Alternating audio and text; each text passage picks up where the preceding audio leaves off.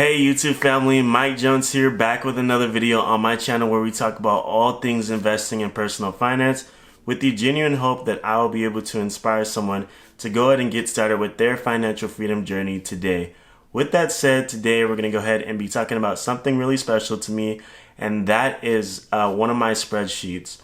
Now, if you want to go ahead and see my full spreadsheet that has all of my stocks in it, in my brokerage and all the breakdown for that, make sure to go ahead and comment down below so that I will know that that's something that you want to see. I won't do it unless I get 7 comments down in the comment section saying that you want to see that video. So with that said, let's go ahead and get right into it. And if you would just take a moment to go ahead and smash that like button, hit the subscribe button, and hit that noti bell so you never miss out on any content on this channel, that would be greatly appreciated. Thank you.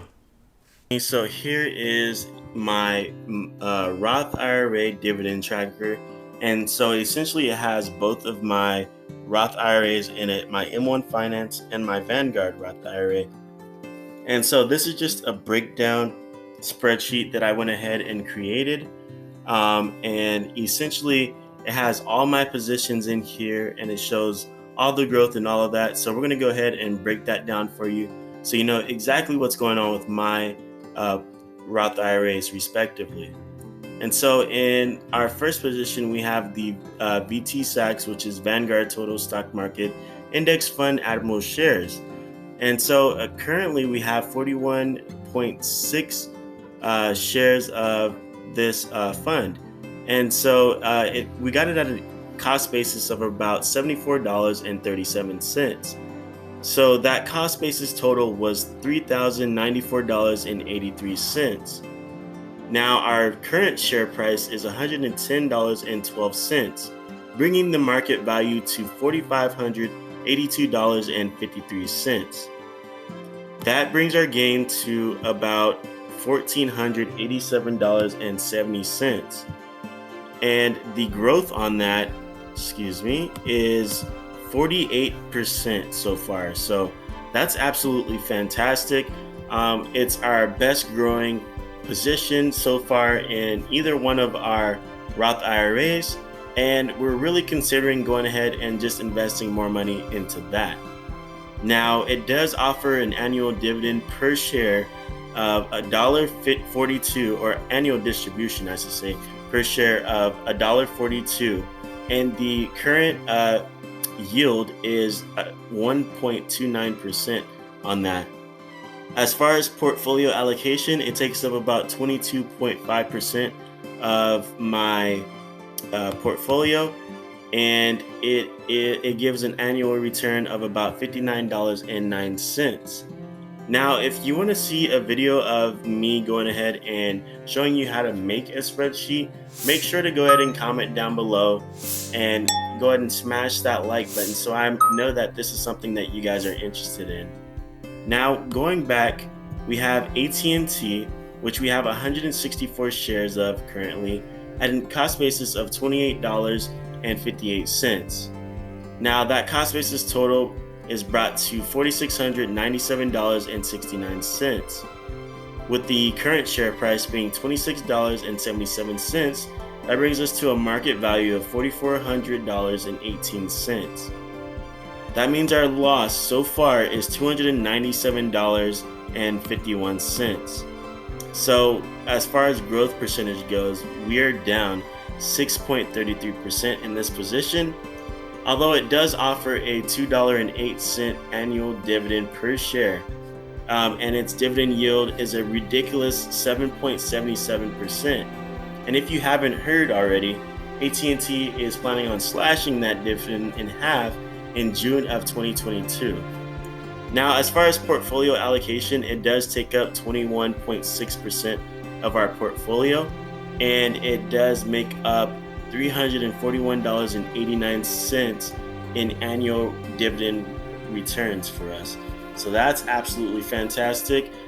It makes up over half of the dividend contributions that we receive from our Roth IRA, and so we're really trying to make sure that that's not the case moving forward, especially since they're planning on slashing that dividend in the near future. Our next position is Vanguard Total Stock Market Index Fund ETF.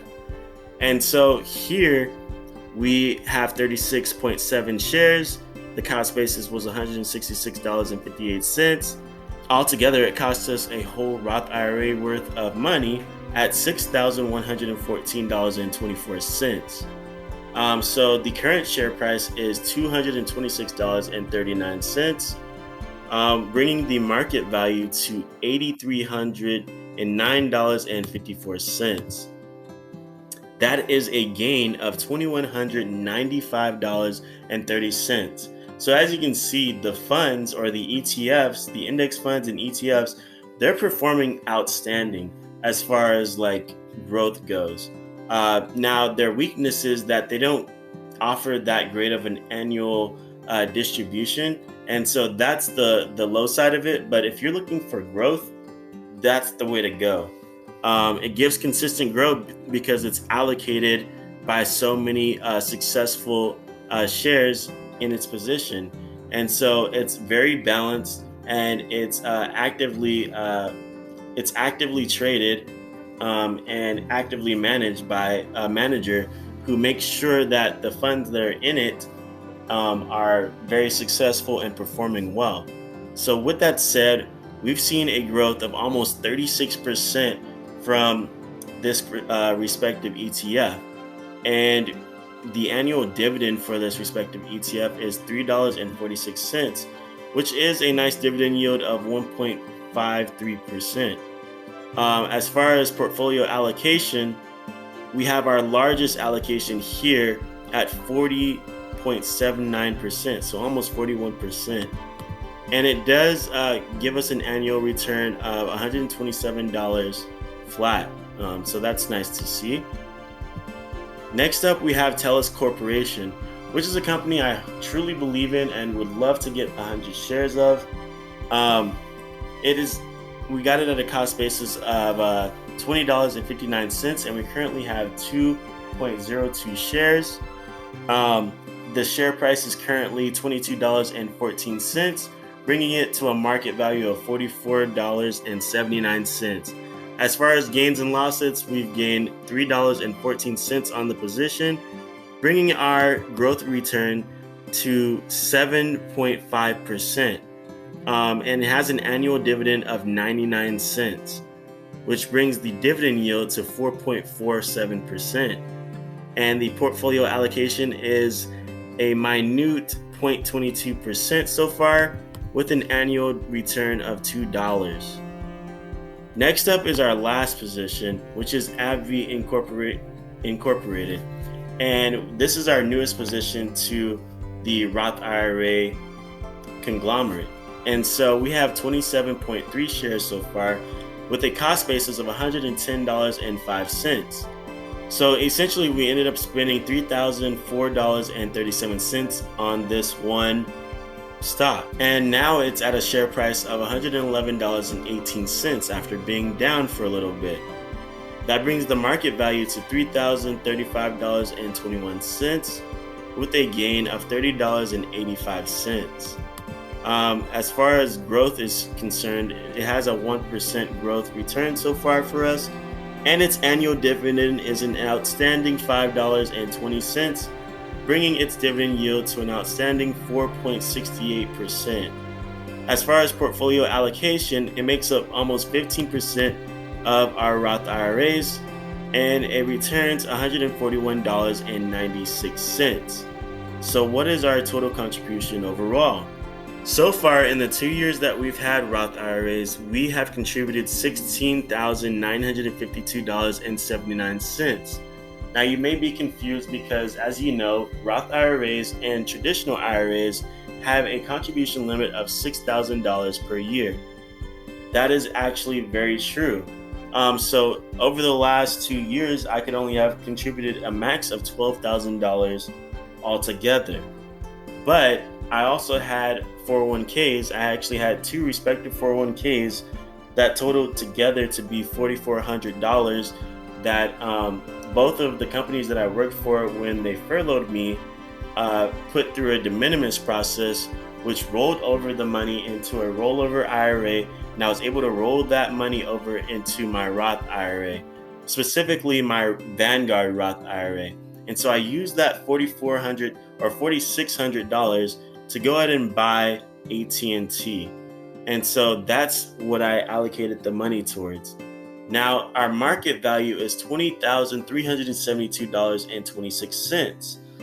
So, as far as gain and losses go, we've gained $3,385.49. And our growth percentage so far is 17%. If we were to average that out over the last 2 years, it would be about 8.75% or 8.5% growth over the last 2 years, which is not bad for a Roth IRA. Most people aim for 7% after inflation, so the fact that we're up 8.5% is actually very impressive. As far as the dividend yield, we have a great dividend yield that falls just right under 4% at 3.95%. And of course, the portfolio allocation is 100%, with the annual return being $671.94. Now, you may be wondering, what exactly am I planning to do in the future? Well, that's a great question, because I actually have $6,000 that I still need to contribute for this year's contribution limit, and then I'll have $6,000 in 2022 to contribute as well. I would love to see this account in the next year and a half get to around $35,000. Now, you may be wondering, how am I going to get to $35,000 when the account's only $20,000? Well, part of my plan is reliant on the success of the market, of course, and AT&T is going to be a big component of that. As I said before, they're planning on slashing their dividend in half and merging with Discovery. And so when they do that, I'm hoping that that will allow for AT&T to have this growth aspect to it that it's never had before. And so I'm hoping that AT&T, with the 164 shares that I have, will grow tremendously over the next couple of years. I actually had an option in my Fidelity account where I had a call that AT&T would get to $55 per share by January of 2022. With the news of the dividend cut and the merger, that's absolutely not going to happen. But I do see that happening after the merger, if everything goes as planned. So I'm really excited to see what happens with AT&T. I also still have that $12,000 that I need to contribute. And since I'm already at a market value of $20,000, as long as everything holds up and it doesn't just self-destruct over the next 2 years, that $35,000 goal will be hit, because I'll be at $32,000, and that just means that I'll need to grow the account $3,000 over the next 2 years. If you go by the indication of what's happened so far in the first 2 years, is very possible. Now, of course, you shouldn't base your future progress, your future performance off of your past performances, but in this instance, I believe that I'm in very solid stocks that can weather a storm if another recession or another market downturn happens. So that is my plan. As far as what specifically I'll be investing in, I'm really not decided. But as you can see here, I had made future plans to buy 42 shares of AT&T. That would have given me a dividend payout, an additional dividend payout of $87.36. If I were to buy 25 shares of O, it would have given me a dividend payout of $71.50 annually. If I was to buy 20 shares of IBM, it would have resulted in a payment of $131.20, which would have brought the total to $290.06 just in 1 year, because this would have equaled $6,000 because that's how I like to set it up. I like to set it up by contribution limit. And so that would have brought my dividend total to almost $1,000 in dividends between my two Roth IRAs, which is really exciting. And then I had a second plan just in case I didn't want to go through with the first plan. I would have thought of doing like 40 shares of Verizon, which would have been $100 in dividends, but it would have cost me $2,352 at the time of buying. And then 40 shares of Coca-Cola, I would receive $66.80 of Coca-Cola dividends for the year, but it would have cost me $2,176.40. Now, if I was to buy 9 shares of Pfizer, I would have received $14.04 from Pfizer, but it would have cost me $361.24. Stag Industrial, if I was to buy Stag Industrial 24 shares, it would have resulted in $50.75 in annual dividends, but it would have cost me $847.44 to do so. And then I had 11 shares of Progressive, 8 shares of IBM, and 10 shares of FRT. If I decided to just contribute $3,000 into one of my Roth IRAs, that was another plan that I had to come up with, but I hadn't really decided on what to do. For all I know, I could essentially just put $3,000 into the Vanguard Total Stock Market Indexed Fund ETF and put another $3,000 into the Vanguard Total Stock Market Fund Admiral shares, because those are the things that have done the best for me as far as like growth performance, and I would still get some dividends from that. So that's also an option if I want to be more growth heavy, and especially since I want to make $3,000. I want to make an extra $3,000 when I contribute the $12,000 to hit that $35,000 marker. I definitely think that is an option that I'm going to keep open. But with that said, thank you so much for watching this video. I don't want to drag it out. If you haven't already, please go ahead and make sure to smash that like button, hit the subscribe button, as well as hitting that notification bell so you never miss out on any content that I post on this channel. And make sure to comment down below what was your favorite part of this video, what else you would like to see. And with that said, I would like to see you guys in the next video. Have a blessed one.